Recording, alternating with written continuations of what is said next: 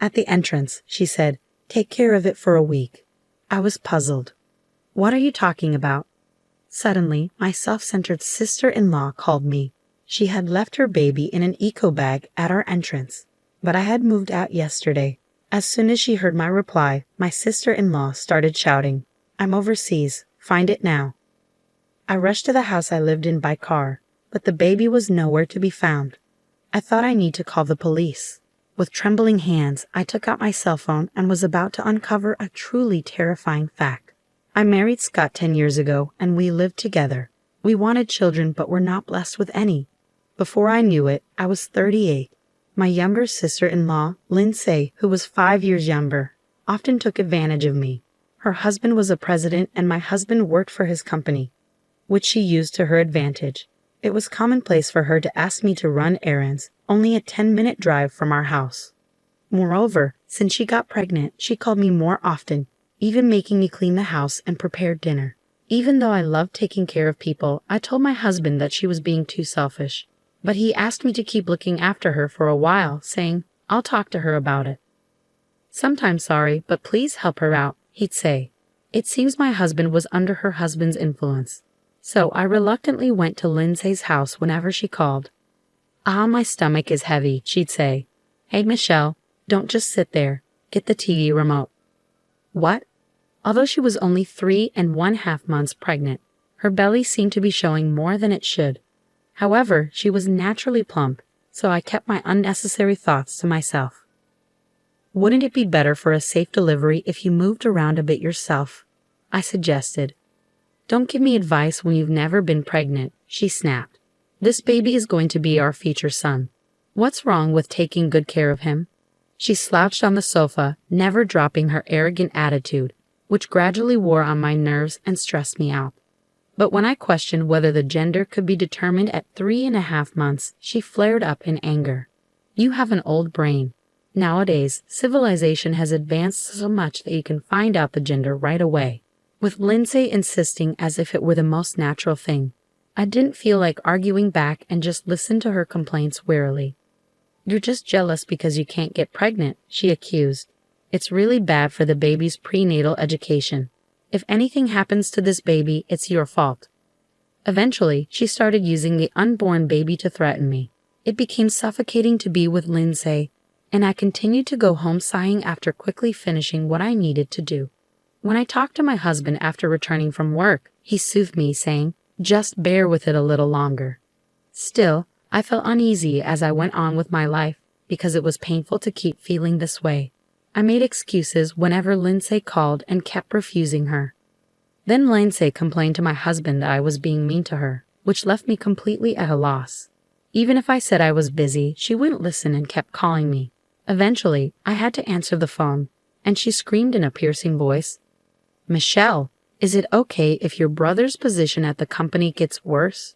You haven't forgotten that my husband is the president, right?"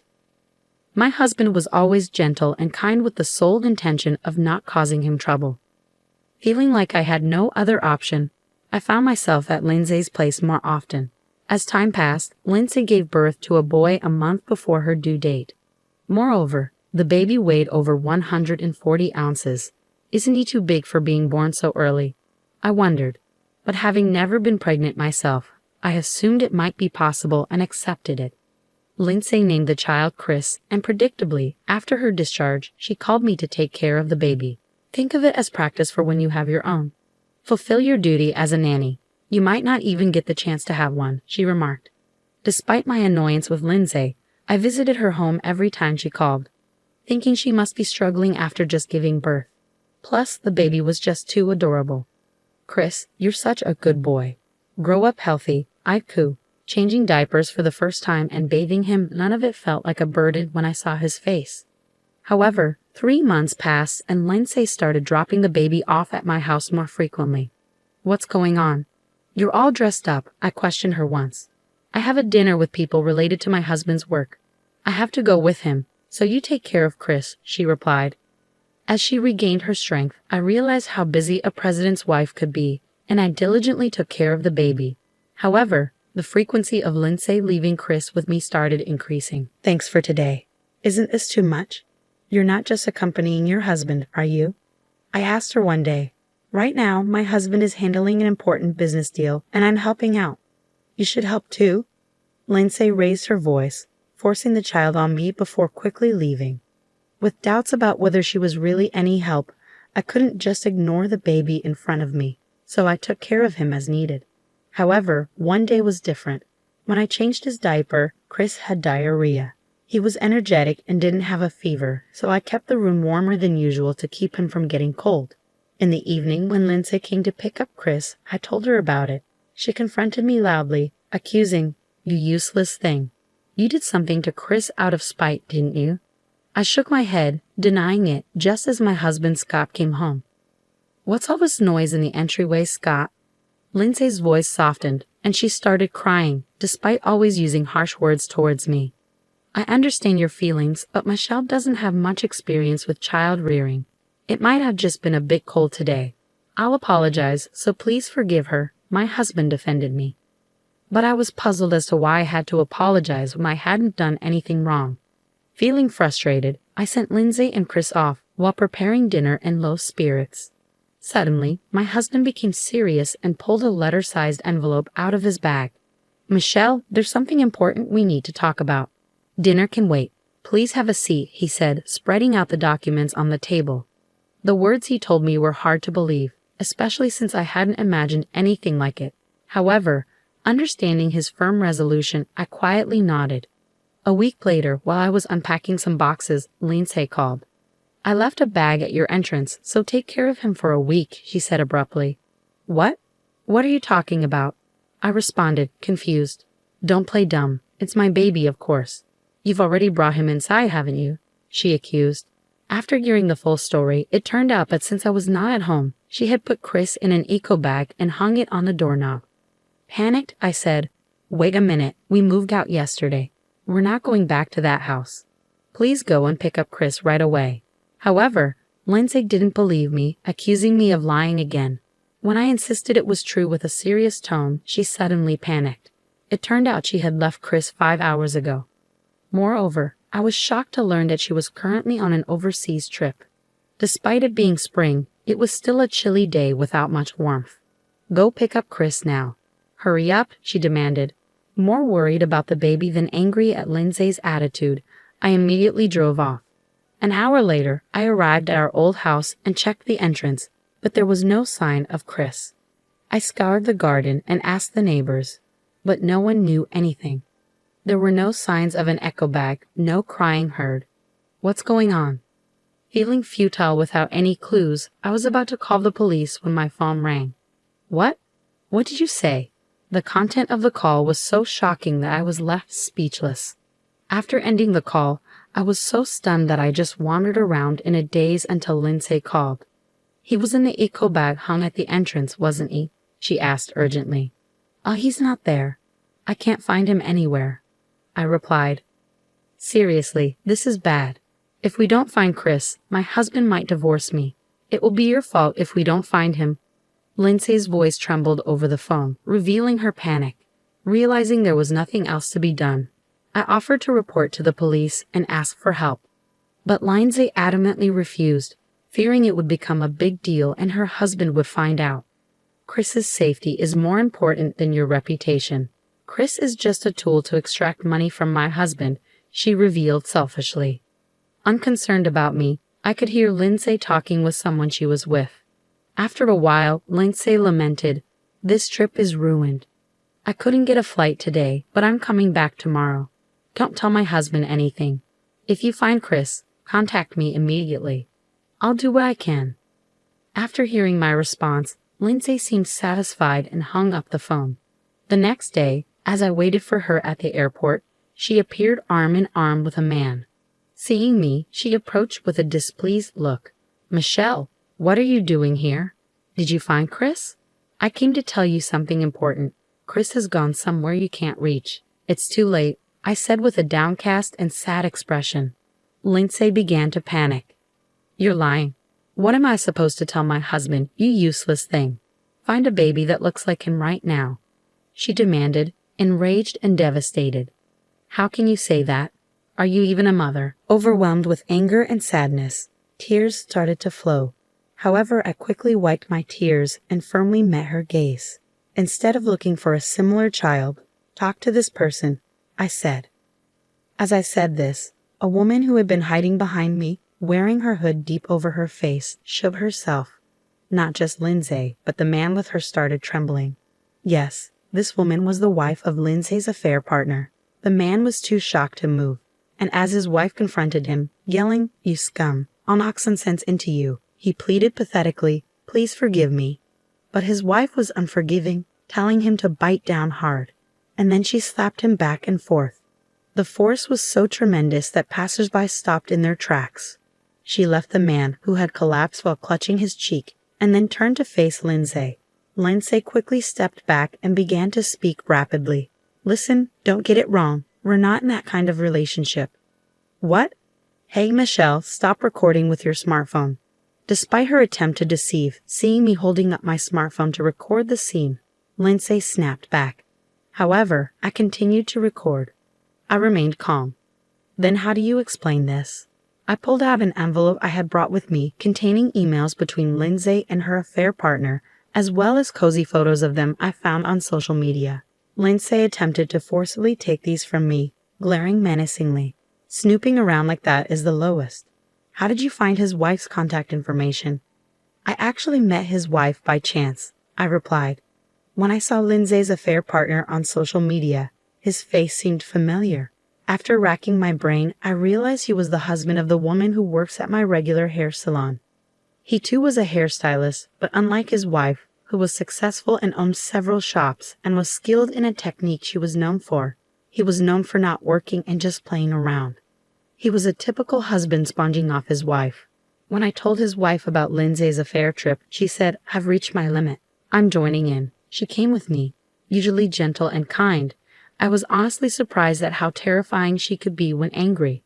Such a playboy hairstylist couldn't stand up to his wife and kept rubbing his hands together like a fly, repeatedly begging, "Please don't divorce me."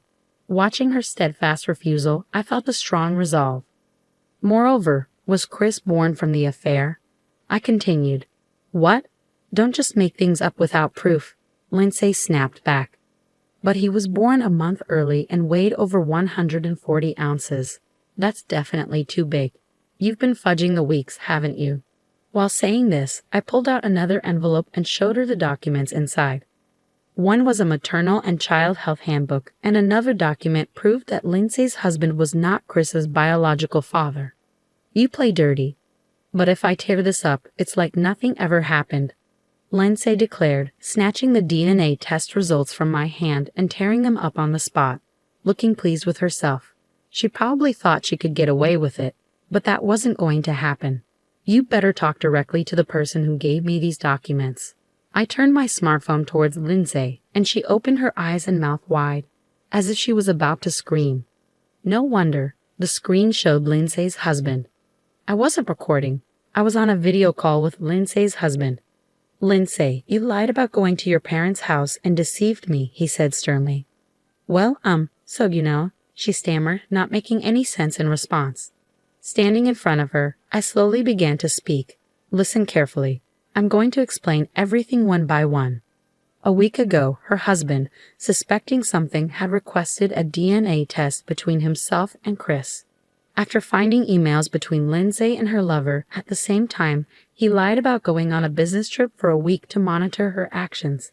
Lindsay, not knowing this, immediately contacted her lover by email and booked an overseas trip online in a rush. She didn't even think to clear her browsing history on the day of the trip. After placing Chris in an eco bag and hanging it at the entrance of the house I was living in, Lindsay skipped off to the station, humming a tune. Her husband followed her and took care of Chris. If he had been left at the entrance for over 5 hours, who knows what could have happened. "So Chris is alive?" Lindsay's husband asked. "Yes, he's with me now." The call I was about to make to the police when I couldn't find Chris was from Lindsay's husband, I explained. Surprised but eager to understand the situation fully, I immediately went to his house. Chris was full of energy, flapping his arms and legs as he played with a rattle. While hearing about the past events, I remembered that despite being born a month early, he weighed over 140 ounces. At the time, I reluctantly accepted it, but I indeed thought it was strange. With Lindsay's husband's permission, I searched through Lindsay's belongings and found her maternal and child health handbook. Looking at its contents, I began to piece together the truth. I discovered that Lindsay had falsified the baby's weeks. Why did Lindsay do such a thing? Looking back at the actual timing of her pregnancy, it was exactly when her husband was away on a long business trip for about 2 months. Therefore, it was impossible for him to be the father of the baby. Realizing that she was pregnant with her lover's child, Lindsay thought she could deceive everyone by fudging the birth month, especially since the baby turned out to be an unexpectedly big baby. That's when I became suspicious. Then the lover, now exposed even about the child, began apologizing profusely to his wife. However, his wife coldly said, "You'll have to live on your own strength from now on," and slammed a divorce paper down on the spot as she kicked her crying husband and walked away. There was a refreshing certainty in her stride. Meanwhile, Lindsay's husband did not remain silent. "Of course I'm divorcing you. Go be with that man," he declared. "No, I just liked his face. He has no money. You were with me just for the money, right?" Caught in the truth, Lindsay choked up. "You said Chris was just a means to get money from your husband." "Don't spout nonsense," her husband retorted. I had recorded everything to prevent Lindsay from denying it later. Lindsay's husband had been silently listening to our conversation until then, his face flushed with deep furrows between his brows. Confronted with the unexpected truth, Lindsay seemed to tremble slightly, but then, as if remembering something, she peered into her smartphone screen. "If Chris is okay, then it's all good, right? Besides, even if we're not related by blood, I gave birth to him. So he's as good as your child," Lindsay argued, looking smug. Both Lindsay's husband and I inadvertently exclaimed, "What?" at her pathetically selfish justification. "This is the end." Lindsay's husband abruptly hung up the phone. "What are you going to do about this? I did everything you told me to do, didn't I? Didn't you like it?" Lindsay tried to call her husband from her smartphone, but he had blocked her calls. More importantly, "Lindsay, did you know that leaving Chris in an eco bag and going out is a crime?" I asked, shaking my head vigorously. I showed her what kind of crime it was on my smartphone screen, and she suddenly began to tremble and collapse on the spot. "Lindsay, this is goodbye for us." "Farewell," I said coldly. After giving her a cold look, I walked away, feeling a chill. When I turned around, Lindsay's eyes were bloodshot, and her brows twitched as she made a terrifying face. "I'll tell Scott this happened because you moved without telling me," she shouted, desperate. "It was my husband who decided to move because he pitied me being exploited by you. He knows everything about this incident too. He said he never wants to see you again." Thinking her brother was her last ally, Lindsay screamed loudly when she realized he had abandoned her. It's incredible how selfish one can be, never once thinking about Chris. This is no time to cry. Go pick up Chris right now. If I'm getting divorced, I don't need the baby. What kind of person are you? I retorted. I will never forget what you just said. Chris will never go back to you, no matter what. Having declared my separation from my hopelessly awful sister-in-law, I walked away with a firm resolution in my heart. Later, I reported the incident of Lindsay abandoning the baby to the police. Even though he was quickly protected, the act was deemed too cruel, and Lindsay was severely reprimanded by the police. Lindsay ended up being divorced by her husband and disowned by her own family, becoming utterly alone. She was sued by her ex-husband for child abandonment and tricking her child's father, demanding $30,000. She and her lover had to borrow money to pay the settlement, and because they borrowed from a dubious company, she ended up working in a shady place to repay the debt. My resolution was to raise Chris as my own child. When I told this to my husband, he happily agreed. Oh, I almost forgot to mention, I am also expecting a new life. I will raise these children carefully so they can live freely and happily.